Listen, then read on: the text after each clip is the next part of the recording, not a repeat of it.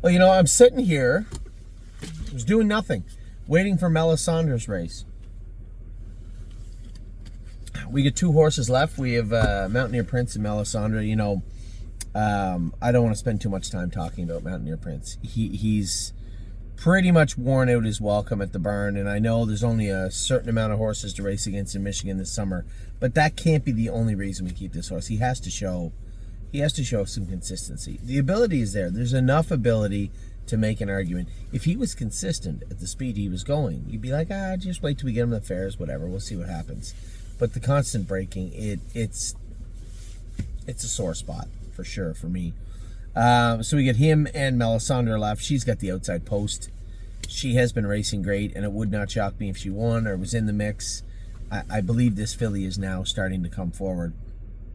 I said to Amy, truthfully speaking, I think she should be at Mohawk, to be honest.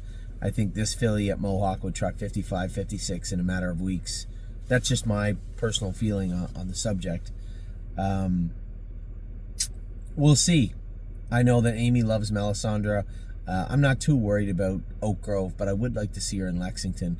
But until Lexington comes along, it would be nice to get some fast miles into her. You're just not going to get them out here, right? It's a half-mile track, first off. Secondly, it's a slow half-mile track right now. So you're not going to get any of the speed you'd like to see, or like to see if she has, which I believe she does. Now, Amy is going to spend a large portion of this summer in Ontario with Oliver playing baseball. I'm going to be back and forth all the time. If she wanted to take Melisandre over there and race her, I certainly wouldn't have a problem with it. Well, first things first. Let's get some racing into her tonight. Not a favorable post, the 7-hole, but we'll play the hand we're dealt, as it were. I'm probably going to take her off the gate. I don't see any reason to blast her out of there. I mean, it's not the Breeders' Crown. We're just looking to have her want to win races. And her first 2 starts, she was a winner, but I wouldn't call it the most difficult competition she was in. The first 2 starts, since we put the flip-flops back on her, different horse. She was really, really good the other day. I don't have to, toot her horn for you. You guys saw the race. You saw how she raced. I thought she raced really well. Now let's rewind all the way back to the start of the day. Momento Mory, I had a couple of messages from people that they seemed disappointed with Mory. And I have to be completely frank with everybody. Momento Mory, we'll compare 2 horses, Arrowhead Hanover and Momento Mory, right? Momento Mory was the faster horse last year. This year, thus far, Arrowhead Hanover has been, but he has been training harder. He had less time off in the fall into the winter time. He trained hard, and we had him ready to go, and everything screwed in tight maybe a month ago, 5 weeks ago, whereas Mory is just coming along a little bit, had more time off. We took more time getting him ready. Everything else is not screwed down because Arrowhead Hanover is a big, strong colt that eats real good. Mory is a picky eater. He's a pretty frail-looking horse. If you see him on the track, this is part and parcel to what I was joking about before. You would never be able to pick him out of a lineup as being a world champion. He doesn't look like a world champion just yet. Well, no, he'll never look like a world champion, as far as what your expectations of a world champion might be. He's just this scrawny little horse that goes out and does his work really, really well. Now today, he doesn't do his work his best on the front end. He's never been at his best on the front. Today, I thought I might be able to fish Aaron back out, and I replayed the race afterwards just to see if there was something I could have done differently. There wasn't a whole lot. If I drop him in the 4-hole, Dave comes early. I don't want to be moving early with Momento Mory. He would have had cover in behind him, and I probably never would have got out if I didn't move. I felt my best chance was to try and get in the 3-hole going into the first turn. Ronnie Wren's not stupid. He wasn't letting me in the 3-hole. He was going to make sure that I pushed onto the front, which I did. As I made front, I said to Aaron, I'll come back around if you want. He didn't want any part of coming back around. So I sat on the front end with Mory with an ear hood on and a closed bridle. Now when Dave came quick, coming at the half, I was going to let him go. What do I got to lose? I don't have a lot of... Like Dave's... I shouldn't say it like that. Dave's horse won a condition claimer last week, right? Or whatever it was. He beat Hey Dude. I was second to him. And there's a massive birth difference between Hey Dude and take nothing away from Hey Dude. But Momento Mory is still a very, very good horse. I was just going to let him go. Sit behind him. Now I got Aaron jammed behind me. I'm not worried about the flow. I'm in a perfect spot. albeit not generally where you'd let somebody go, but I was going to let him go. He makes a break as he's going around me. So now I'm back to where I was before on the front, and he still felt good. I'm thinking half 57-3. I'm going to go mount 55. That should be enough to win. That mare in behind me was loaded. She was climbing over my back the whole way.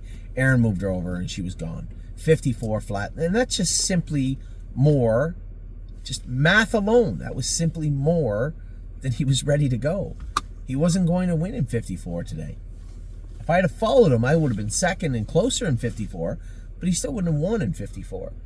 And I think everybody has to understand my job right now, the biggest thing I need to do is keep his stress level low and keep him eating. Right? Now, putting him on the front isn't probably the best format to do that, but when I go back and replay the race, the options I had were few and far between. I wasn't getting in third. I wasn't retreating to fifth or sixth to be locked in or be first over.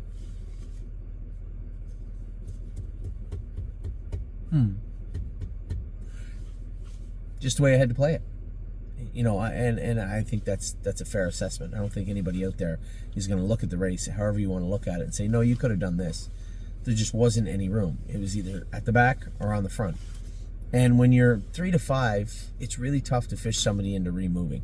Aaron had wanted no part of removing. So, as it turned out, Momento Mory trots 55-1, 29 or 28-29 on the end of it.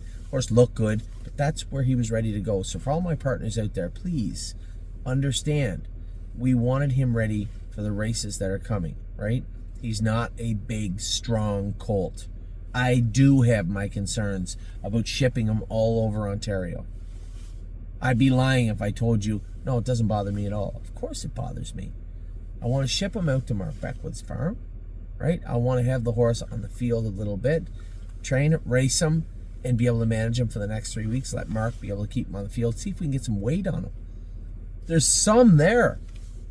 But if Momento Mory gets sick or decides he doesn't want to eat right now, we're 2 weeks away from having to stop with him for a short period of time to get weight on him. He's just not a big, strong colt. Never was. Never was. So that's where we're at with Mory. I would caution everybody about thinking or saying that was some sort of a bad race day. Sure, you don't want to get beaten overnight. These are aged horses. I keep telling you that. It's not the same as racing against the sophomore company. Having said that, when you compare him to our other good colt, he was just ready earlier. He's ready and dialed in. Right? Check in 3 weeks from now. See if Mory has caught up. Maybe surpassed. Make no mistake, he went in 51 last year and he didn't forget how to do it. Just need to continue to chip away. You can't push too hard. There's just not enough of a big, strong body to work with, right? And that's always been Mory. Even when we were training him down, that was always his thing. He's feeling good now. He's eating good now. He's starting to dapple up and shine. There's not a lot to him. So that's our job right now, and that's what we've been at, where we drill on horses a little bit more. You just have to use your head a little bit with Mory and understand that you're not going to get to step over that line too many times. You're not going to be able to push too many times without him maybe starting to regress as far as his physicality is concerned, and we don't want that. So Momento Mory didn't let me down. Sure, I would have loved to win. I knew I was in trouble at the half when I could hear that horse breathing down my neck. That's why I think it would have worked great if I had let Dave go to the front. I think I'd win the race, or definitely a hotly contested second. But as it turns out, we were dummied and finished second by an aged horse that was having a better day than we were today. That's it. So Momento Mory's next start will still be in Plainridge against 3-year-olds. I don't have a problem with that. Our second horse of the day today, Grand Slam Deal. She raced fantastic. She's getting better. Finally starting to see another filly. Starting to finally see her look better, feel better, is better than she's ever been right now. I shouldn't say that. She was good. Eric and Kathy had her good last year. There's a couple of times she tried 54, 55, and was a rookie, was an amateur, was very green. She's starting to understand her work. I would have liked to see her charge past that horse today, but that horse got everything her own way, right? Or his way, whatever it was. Her, I guess. Last half, her own last half was 57 and a piece for sure. So Grand Slam Deal going in the right direction for sure. Still a long way from where we would like her to be or want her to be or hope she would be, but moving in the right direction for sure. Gymboree tonight, I told you guys, you were paying attention to her videos today, she was entrapped tonight. We scoped her after a slow training mile the other day, and Dr. Latessa said she was entrapped. He said, well, did she make any noise? I said, no. Did she feel weak? No. He said, well, she didn't bleed. So I would go ahead and race her, but we will have to address that soon. So Dr. Gillis, who works for Dr. Latessa's Lake Equine, she's off Thursday, Friday, but Saturday morning they believe they can trim that and trap. They have to fix the epiglottis, and it has to be trimmed up also.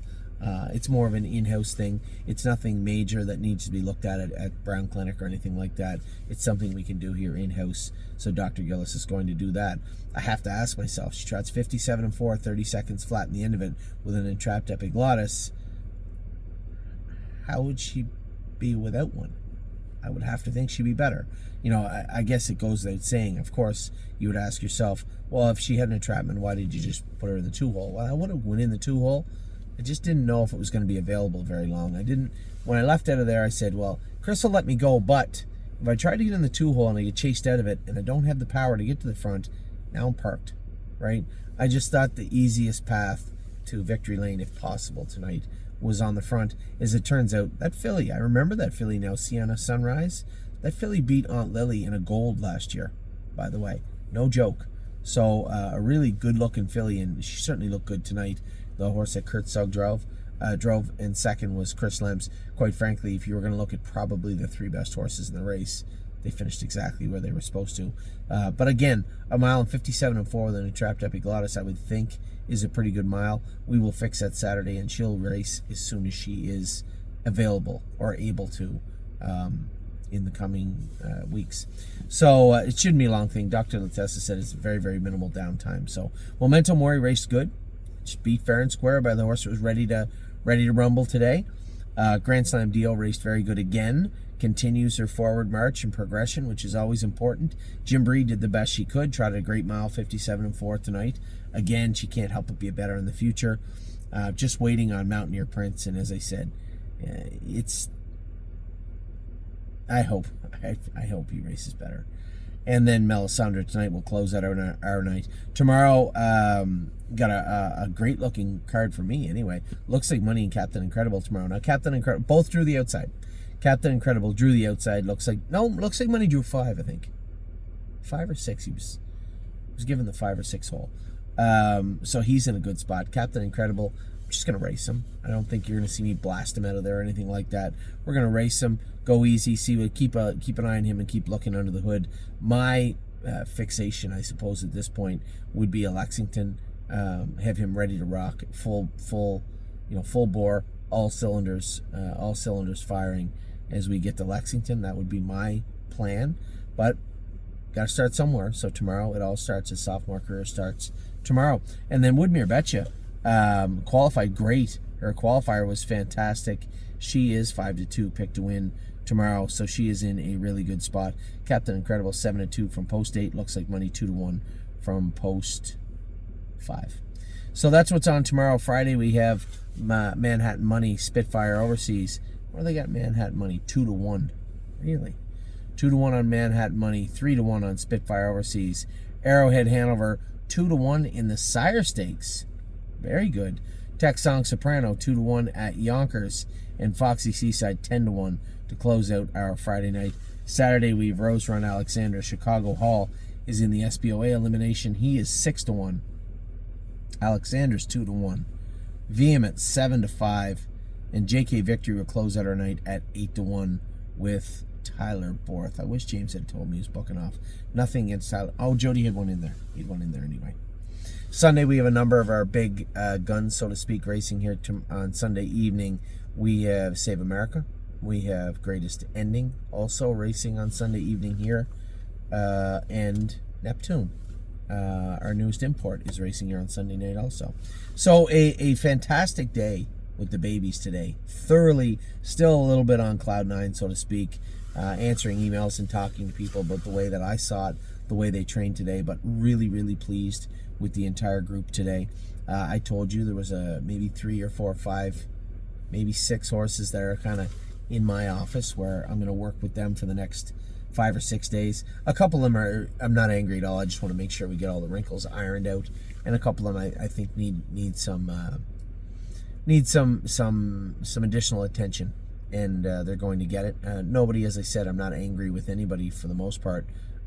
With our training, happy with the way the horses are. Just want to make sure as a group we stay together, and the ones that are coming to work with me for the next week or so, I just want to help them catch up and do the best they can. But for the most part, it was a great day today. Really happy with the way the entire crew is looking.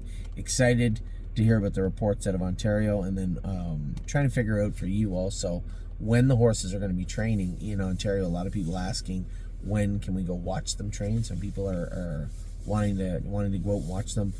In a perfect world, it would be Saturday morning at Mohawk, but I don't know James's schedule. That's what it will revolve around this week. So with that, I'll talk to you all very soon. Have a great day. It was a good day today. Mory raced good. Slammer raced good. Gymboree raced good. And we'll wait for the results for the next two. Take care.